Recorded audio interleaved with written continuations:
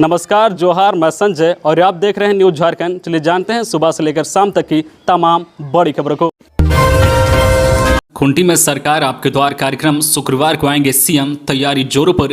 आगामी 21 अक्टूबर यानी कल जिला के कर्रा प्रखंड में मुख्यमंत्री हेमंत सोरेन का कार्यक्रम प्रस्तावित है। खूंटी में सरकार आपके द्वार कार्यक्रम को लेकर तैयारियां जोरों पर है। डीसी शशि रंजन रोजाना कार्यक्रम स्थल का निरीक्षण कर रहे हैं। सुरक्षा एवं अन्य तैयारियों को लेकर डीसी ने संबंधित अधिकारियों को आवश्यक दिशा निर्देश दिया है। इस दौरान कार्यक्रम स्थल में साफ सफाई, पेयजल की उपलब्धता, शौचालय, मेडिकल टीम, एम्बुलेंस की उपलब्धता के साथ मुख्य अतिथि व आम लोग की सुविधाओं की तैयारियां आखिरी दौर में हैं। कर्रा के तोरपा रोड स्थित मैदान में सीएम हेमंत सोरेन का कार्यक्रम होना है।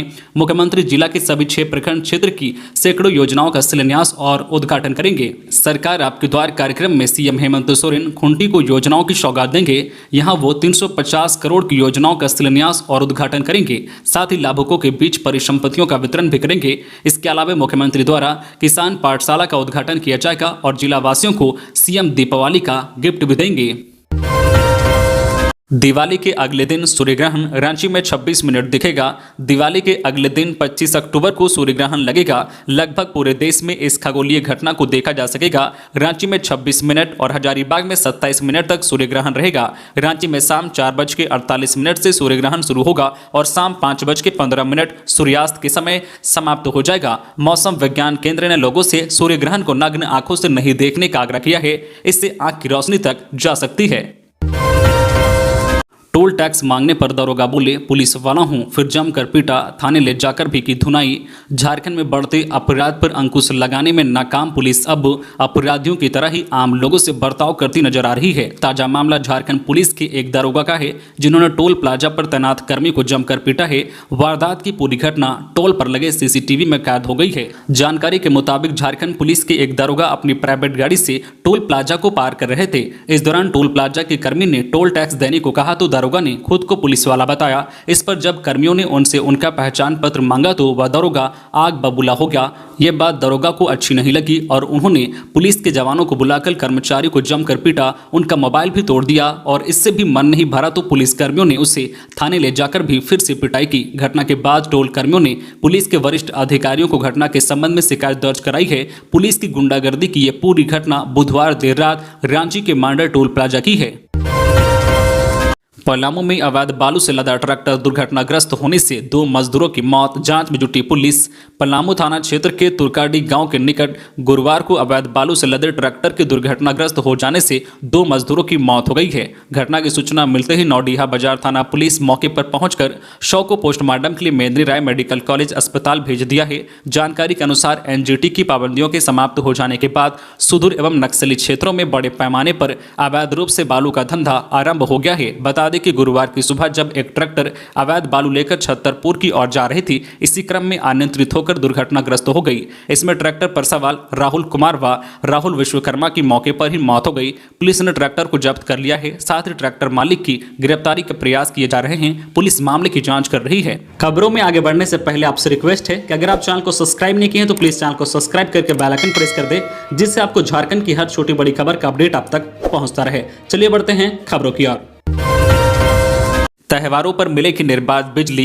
राज्य में त्योहारों के दौरान निर्बाध बिजली मिलेगी, इसको लेकर कयावत शुरू हो गई है। ऊर्जा विभाग के प्रधान सचिव अविनाश कुमार ने जेबीवीएनएल को निर्देश दिया है कि त्योहारी सीजन में राज्य में बिजली आपूर्ति निर्बाध बनाए रखे, इसके लिए पहले से प्रबंध करें। प्रधान सचिव के निर्देश के बाद जेबीवीएनएल के अधिकारियों ने इंडियन एनर्जी एक्सचेंज से विशेषकर शाम के व्यस्त समय में अतिरिक्त बिजली इंतजाम की तैयारी कर ली है। बता दें कि राज्य में बिजली की मांग करीब 2300 मेगावाट पहुंच रही है और आपूर्ति 1900 से 2000 मेगावाट तक हो पा रही है। इस कारण शाम 6:30 से 8:30 बजे के दौरान लोड शेडिंग की नौबत बनी रहती है।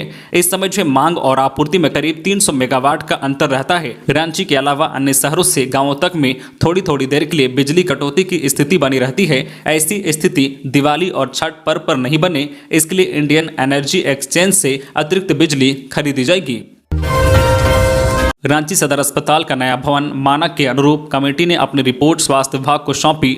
रांची सदर अस्पताल के नए भवन का निर्माण मानक के अनुरूप किया गया है। स्वास्थ्य विभाग 500 बेड की क्षमता वाले इस अस्पताल के शेष हिस्से को भी हैंडओवर ले सकता है। यह सुझाव सदर अस्पताल के संचालन के लिए बनी कमेटी ने निरीक्षण के बाद अपनी रिपोर्ट में दिया है। कमेटी ने 11 पन्नों की यह रिपोर्ट स्वास्थ्य विभाग को सौंप दी है। इससे पहले 23 सितंबर को झारखंड राज्य भवन निर्माण निगम लिमिटेड प्रबंधक सह कार्यपालक अभियंता श्री नवनिर्मित भवन के बाकी हिस्सों को हैंडओवर लेने की अनुशंसा स्वास्थ्य विभाग से कर चुके हैं।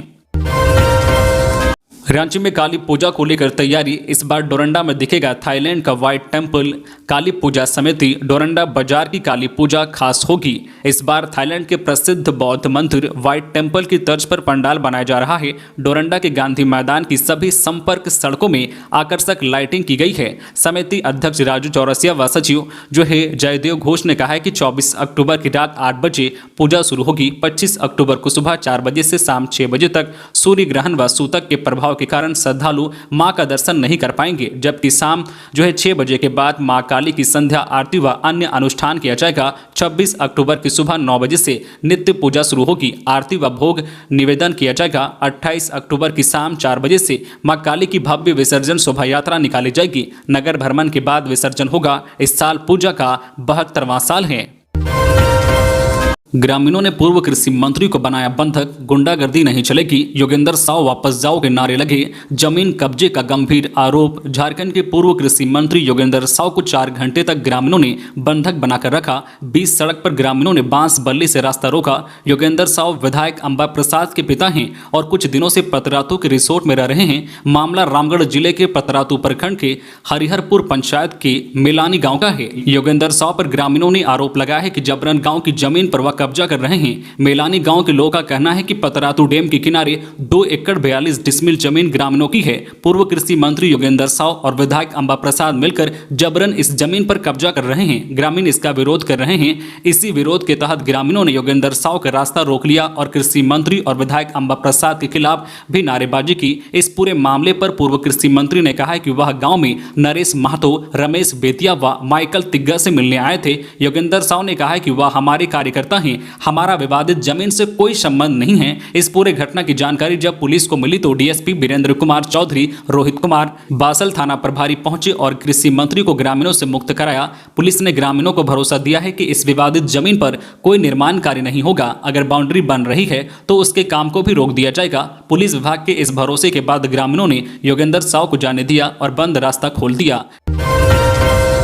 खड़गे के नए कांग्रेस अध्यक्ष बनने पर झारखंड के नेताओं की आई प्रतिक्रिया। जाने क्या बोले सीएम हेमंत सोरेन। मल्लिकार्जुन खड़गे बुधवार को कांग्रेस के नए अध्यक्ष चुन लिए गए। उन्होंने बड़े अंतर से जीत हासिल की है। खड़गे को 7,897 वोट मिले, जबकि शशि थरूरा को महज 1,072 वोट मिले। मल्लिकार्जुन खड़गे की जीत पर उन्हें कांग्रेस के नेताओं ने बधाई दी। वही खड़गे को बधाई देने वालों में झारखंड के मुख्यमंत्री हेमंत सोरेन का नाम भी जुड़ गया। उन्होंने भी खड़गे को कांग्रेस अध्यक्ष चुने जाने पर बुधवार को बधाई दी। सोरेन ने ट्वीट किया, मल्लिकार्जुन खड़गे को कांग्रेस के अध्यक्ष के रूप में चुने जाने पर मेरी हार्दिक बधाई। मैं उन्हें उनकी आगे की यात्रा के लिए शुभकामनाएं देता हूं। वहीं झारखंड कांग्रेस विधायक दल के नेता और मंत्री आलमगीर आलम ने और पार्टी की राज्य इकाई अध्यक्ष राजेश ठाकुर ने खड़गे को बधाई देने के लिए उनसे दिल्ली स्थित उनके आवास पर मुलाकात की और बधाई दी। गिरिडीह के ढिबरा व्यवसायी हत्याकांड में शामिल महिला नक्सली सुनीता मरांडी गिरफ्तार। गिरिडीह के देवरी ढिबरा व्यवसायी दासो साव हत्याकांड में शामिल नामजद महिला नक्सली सुनीता मरांडी उर्फ सुनीता हेम्ब्रम को भेलवा घाटी थाना पुलिस ने गिरफ्तार किया। गिरफ्तार नक्सली सुनीता मरांडी चरका पत्थर थाना क्षेत्र के तेतरिया विशनपुर गांव की रहने वाली है। उसके पति का नाम आकाश मरांडी है। उसकी गिरफ्तारी तेतरिया स्थित उसके घर से हुई है। हालांकि भेलवा घाटी थाना के पुलिस पदाधिकारी कुछ भी बताने से परहेज कर रही है। पुलिस सूत्रों से मिली जानकारी के मुताबिक गुप्त सूचना के आधार पर भेलवा घाटी पुलिस के द्वारा चरका पत्थर थाना की पुलिस के सहयोग से तेतरिया स्थित उसके घर में छापेमारी कर गिरफ्तार किया गया है। गौरतलब है कि वर्ष 2008 में देवरी थाना क्षेत्र, वर्तमान में भेलवा घाटी थाना क्षेत्र के तेतरिया में तीसरी थाना क्षेत्र के नारोटाण गांव निवासी ढिबरा व्यवसायी दासो साव की गला रेत कर हत्या कर दी गई थी। पलामू शहर के आबादगंज मोहल्ले के बंद मकान में ताला तोड़कर लाखों की चोरी।